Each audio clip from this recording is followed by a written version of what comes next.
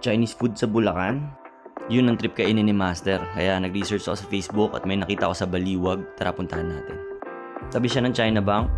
Tapos yung harap niya itong supermarket, Ultra Mega yata to, Super 8. Itong kainan na to, hindi siya pucho-pucho. Pangalan niya Golden Empire Chinese Cuisine. Ito yung menu niya. Ilalagay ko na lang din yung link sa video. Let's start with the tea. Xiaolongbao nga pala in order namin, tsaka itong shark fin. Tapos hindi kami nag-rice. Ito lang in order namin. Sa akin yung Golden Empire soup. I think wonton din to na may mga iba't ibang laman. Tapos kay Mami beef wonton.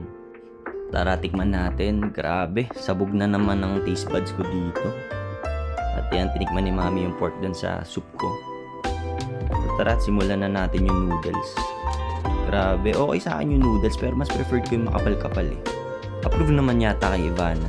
Mukhang nag-enjoy siya eh. Masarap daw. Sakto sa kanya yung noodles, yung kapal. At yung pagkaluto. Hindi siya overcook. Suggestion ka lang, kainin nyo agad to pag sinerve kasi maluluto yung noodles sa init ng sabaw. Kaya to, kinain ko na pati yung gulay. Bok choy yata to. Napakasarap. Ito, nakakainin ko yung xiaolongbao. Solid talaga. Sarap. Alas na ubos ko rin agad.